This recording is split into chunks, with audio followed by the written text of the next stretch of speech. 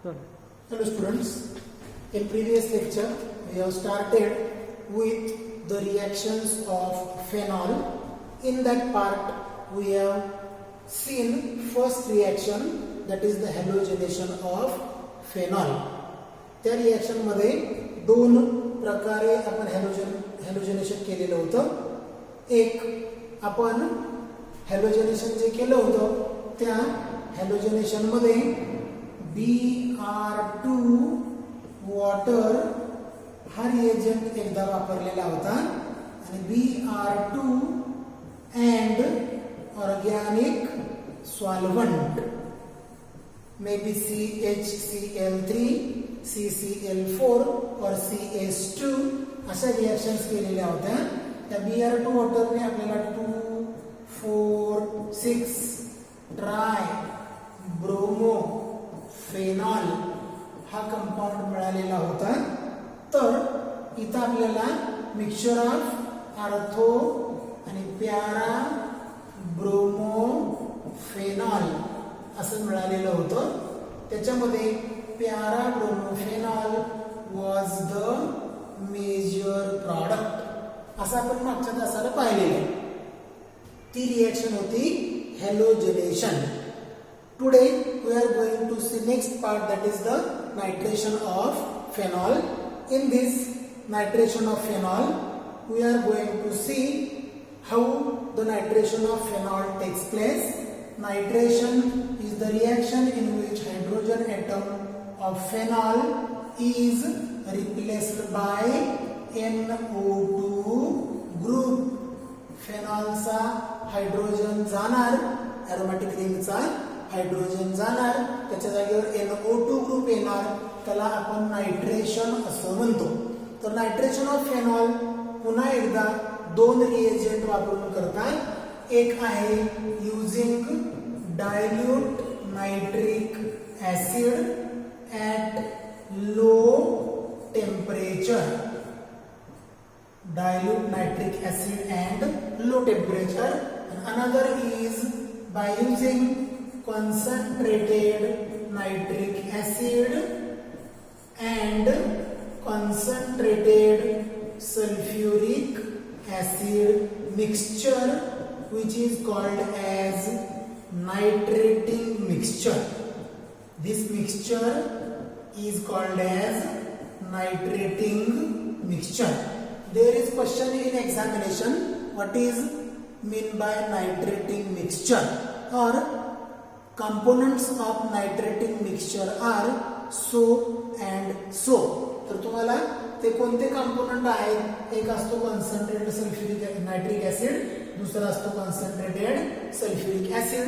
त्यांच्या मिक्सचरला म्हणतात नायट्रेटिंग मिक्सचर. तर पहिल्यांदा आपण डायल्यूट नायट्रिक ऍसिड आणि लो टेम्परेचर त्याच्याबरोबर काय रिएक्शन होते ती पाहणार आहोत. Say this is phenol. This phenol is treated with dilute nitric acid. It can be written like this: HONO2 dilute.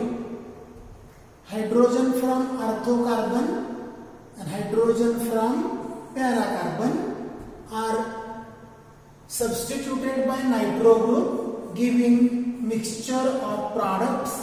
One is orthonitrophenol. Another is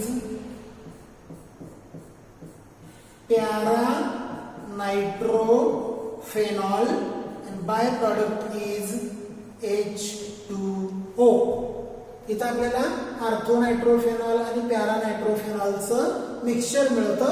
जर आपण low temperature वापरून डायल्यूट HNO3 बरोबर रिएक्शन फेनॉलची केली तर phenol on reaction with dilute HNO3 at low temperature gives us mixture of orthonitrophenol and this is the para-nitrophenol. तर आपल्याला फेनॉलचं ऑर्थोनायट्रोफेनॉल आणि पॅरानायट्रोफेनॉल असे दोन कंपाऊंड्स मिळतात किंवा त्याचं मिक्सचर मिळतं असं लक्षात घ्यायचंय. जेव्हा की आपण डायल्यूट HNO3 वापरतो इट गिव्स आर्थो अँड प्यारा नायट्रोफेनॉल मिक्सचर. आर्थो आणि प्यारा नायट्रोफेनॉलचं मिक्सचर इथं आपल्याला मिळतं. पण जर आपण नायट्रेटिक मिक्सचर वापरलं means mixture of concentrated HNO3 and concentrated H2SO4 it gives us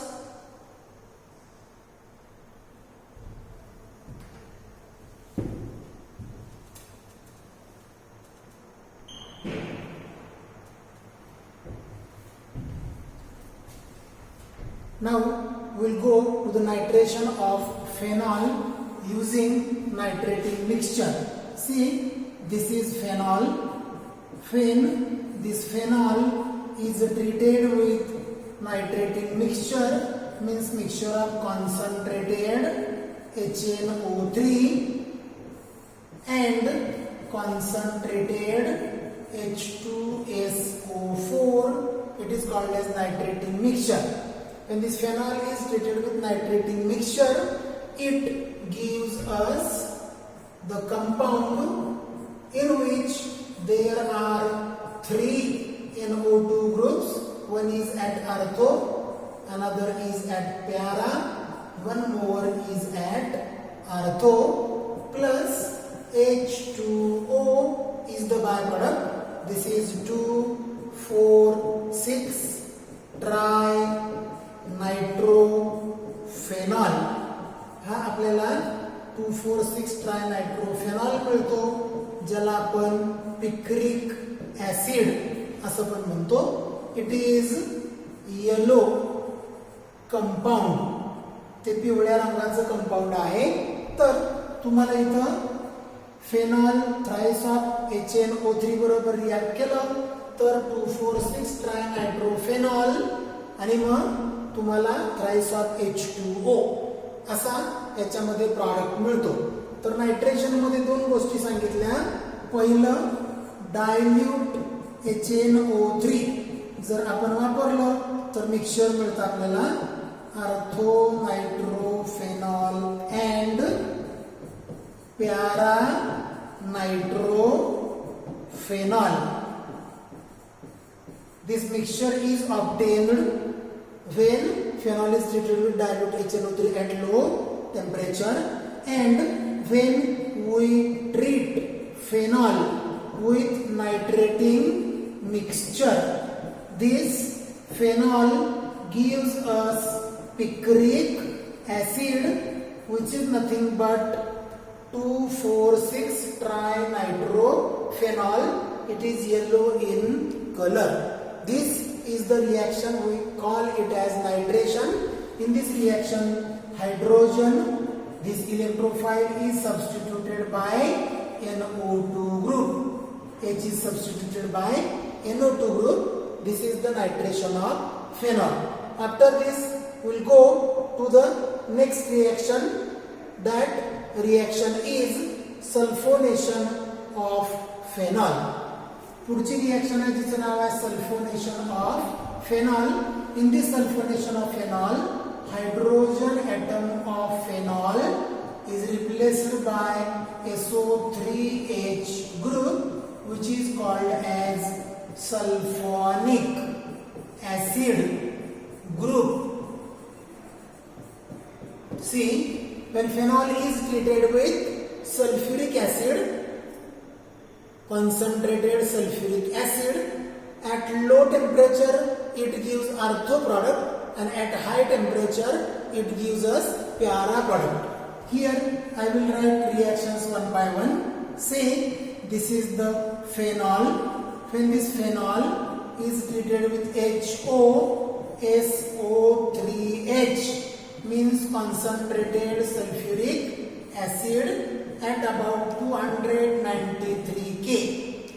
फेनॉलला जेव्हा आपण कॉन्सन्ट्रेटेड सल्फ्युरिक ऍसिड बरोबर 293 केल्विनला रिॲक्ट होऊन देतो तेव्हा आर्थो सबस्टिट्यूशन होताना दिसतं. H of artho carbon of phenol is replaced by SO3H giving the product. In that product OH remains as it but at ortho position SO3H gets attached. Along with this byproduct obtained is H2O. This compound containing SO3H group attached to benzene is called as benzene sulfonic acid. It is called as benzene sulfonic acid. This is the carbon number 1, this is the carbon number 2. Hence, it is 2-hydroxy. It is 2-hydroxy benzene sulfonic acid or ortho-hydroxy benzene sulfonic acid. It is obtained at low temperature, and if we carry out same reaction but at higher temperature, say HOSO3H concentrated, but reaction is carried out at 373 K, para substitution takes place and hydrogen from this para carbon is replaced by SO3H, giving the product in which OH and SO3H are attached to opposite carbons of benzene, and again H2O is the byproduct. This is 4-hydroxy benzene sulfonic acid और प्यारा hydroxy benzene sulphonic acid. पहिला product मिळतो तो ortho product आहे, दुसरा product मिळतो तो प्यारा प्रोडक्ट आहे. एक्झाम मध्ये फसवण्यासाठी आपल्याला विचारतात what happens when phenol is treated with concentrated sulphuric acid at 293 K किंवा ॲट 373 K. आपल्याला माहित पाहिजे 293 K जेव्हा आपण म्हणतो तेव्हा ऑर्थो प्रॉडक्ट मिळतो आणि 373 K ला आपल्याला मात्र प्यारा प्रॉडक्ट मिळतो. In this reaction hydrogen of phenol is substituted by sulphonic acid group, that is H is replaced by SO3H. reaction is called as sulfonation. जसं हॅलोजनेशन, जसं नायट्रेशन, तसंही आता आपण काय पाहिलं सल्फोनेशन. हॅलोजनेशन मध्ये H जाऊन हॅलोजन येत होता, नायट्रेशन मध्ये H जाऊन NO2 येत होता, सल्फोनेशन मध्ये H जाऊन त्याच्या जागेवर कोण येतो SO3H येतो. This is the reaction number 3, that is the sulfonation of phenol. After this we'll go to the next reaction, that is Riemer-Tiemann reaction. Riemer-Tiemann, these are two scientists. Combinedly they have discovered the reaction and given their name as Riemer-Tiemann reaction. This is the reaction of phenol in which SALICYLALDEHYDE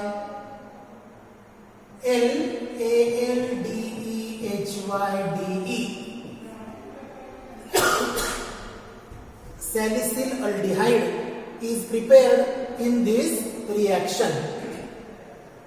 This reaction takes place in 3 steps. I will tell you one by one all the 3 steps. See, this is phenol. Firstly, it is treated with chloroform CHCl3 and alkali NaOH.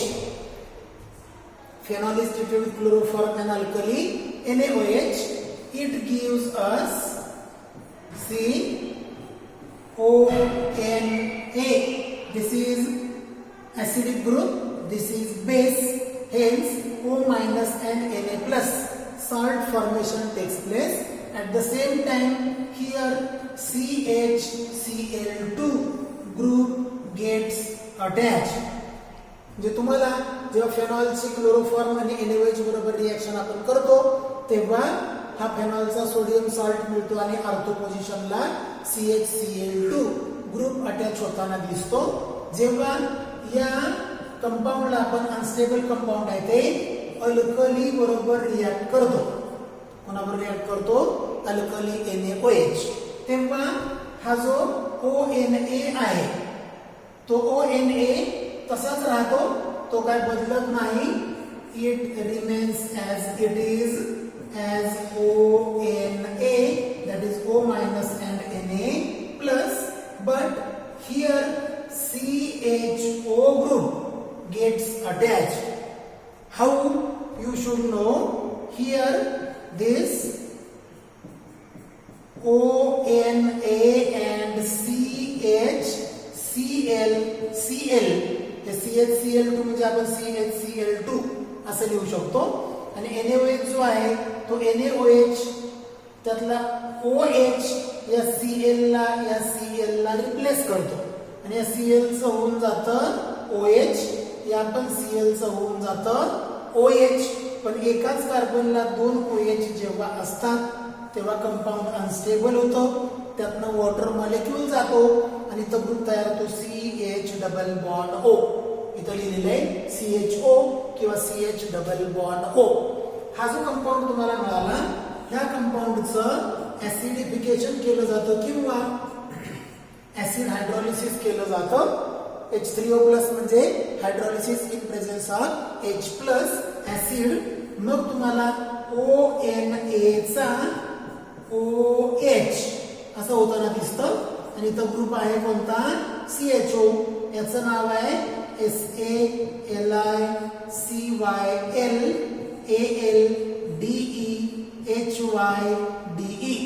सॅलिसिल aldehyde. म्हणजे काय असतं तर ortho hydroxy बेन्झाल्डिहाइड. बेन्झाल्डिहाइडच्या ortho पोझिशनला OH group जोडलेला आहे म्हणून ortho hydroxy बेन्झाल्डिहाइड त्यालाच म्हणलं जातं सॅलिसिल अल्डिहाइड. आता हा जो सॅलिसिल अल्डिहाइड आपल्याला मिळालेला आहे तो परत लक्षात घ्या. फेनॉल घ्यायचं, क्लोरोफॉर्म NaOH बरोबर रिॲक्ट करायचं, तुम्हाला त्याचा इंटरमिजिएट अनस्टेबल कंपाऊंड मिळतो ज्यात OH चा ONA होतो आणि आर्थो पोझिशनला CHCl2 अटॅच होतो. तसा CHCl2 पॅरा पोझिशनला पण अटॅच होऊ शकतो, पण त्या कंपाऊंडला आपण सॅलिसिल अल्डिहाइड म्हणत नाही. ते जे कंपाऊंड आहे ते कंपाऊंड रिमर टिमनने तयार केलेलं आहे, ते सॅलिसिल अल्डिहाइड आहे. त्याच्यामध्ये CHCl2 आर्थोला अटॅच होतो.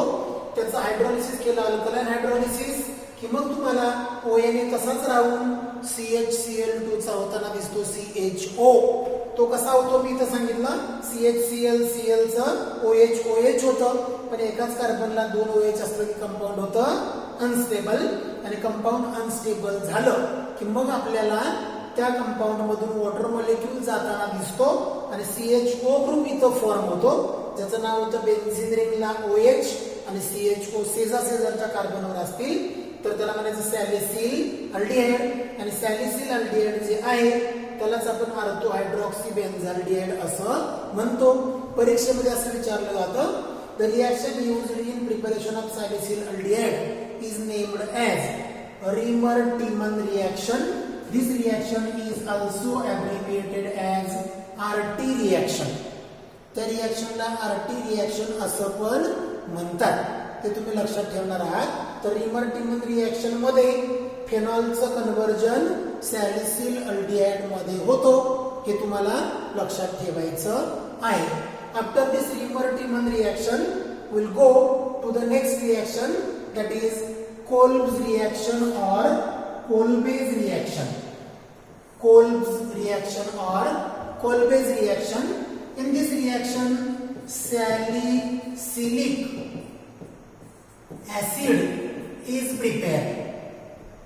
अगोदरच्या रिमर-टिमन रिएक्शन मध्ये आपण जो क्लोरोफॉर्म वापरलाय त्याच्याऐवजी कार्बन टेट्राक्लोराइड जर वापरला तर तिथंही सॅलिसिलिक ऍसिड मिळू शकतो.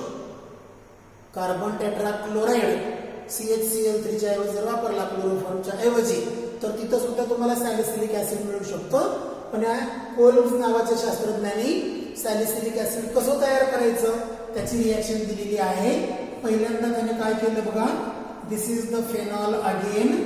Phenol is treated with base NaOH. फेनॉलला NaOH बरोबर ट्रीट केला. एक आहे ऍसिड, दुसरा आहे बेस, त्यामुळे त्याचा होतो salt ONA. O is minus, Na is plus. Sodium phenoxide आपल्याला मिळतो. पुस्तकामध्ये ही रिएक्शन दिलेली नाही, डायरेक्ट इथून सुरुवात केलेली आहे. हा जो सोडियम फेनॉक्साइड आहे त्याची रिएक्शन आपण कोणाबरोबर करतो, CO2. CO2 म्हणजे कार्बन डाय ऑक्साइड. त्याच्याबरोबर रिएक्शन करताना कंडिशन्स आहेत 398K, temperature used is 398K and pressure is 6 atmospheres. म्हणजे जेव्हा सोडियम फेनॉक्साइडला CO2 बरोबर आपण रिएक्ट करतो तेव्हा इथला ONA तसाच राहतो, मात्र आर्थो पोझिशनला COOH असा अटॅच होतो. हा CO2 म्हणजे COO असा आपण लिहू शकतो. आणि तो जिथं अटॅच होतोय तिथला H त्याला मिळतो, त्यामुळे त्याचं होतं COOH. हा जो कंपाऊंड आहे तो बेन्झोइक ऍसिड. त्या बेन्झोइक ऍसिडचा तुम्हाला ONA अटॅच झालेला कंपाऊंड आहे. याला जर आपण ऍसिड हायड्रोलाइज केला H3O+, when this compound is acid hydrolyzed, it gives us OH and COOH on adjacent carbon atoms. This compound is ortho hydroxy benzoic acid, and this ortho hydroxy benzoic acid is nothing but salicylic acid. Ortho hydroxy benzoic acid is also called as salicylic acid. परत लक्षात घ्या, phenol घ्यायचा, त्याची reaction base बरोबर करायची, sodium phenoxide मिळेल. त्याची reaction CO2 बरोबर करा, 398 केल्विन आणि 6 ऍटमॉस्फेरिक प्रेशर वापरून मग तुम्हाला त्याचा एक इंटरमिजिएट कंपाऊंड मिळतो, ज्याला आपण हायड्रोलाइज केला, ऍसिड हायड्रोलाइज केला की तो देतो ऑर्थो हायड्रॉक्सी बेन्झोइक ऍसिड, ज्याला आपण म्हणतो सॅलिसिलिक ऍसिड. तर या आजच्या लेक्चर मध्ये आपण ज्या रिएक्शन्स पाहिल्या त्यात पहिली हॅलोजनेशन मी रिवाइज केली. त्यानंतर आपण पाहिलं नायट्रेशन, नायट्रेशन नंतर पाहिलं सल्फोनेशन, सल्फोनेशन नंतर आपण पाहिलं रिमर टिमन रिएक्शन, आणि रिमर टिमन रिएक्शन नंतर आपण एक रिएक्शन आता पाहिली ती म्हणजे Kolbe's reaction. Out of different 8 reactions completed 5 reactions of phenol. Remaining reactions we'll see in next lecture.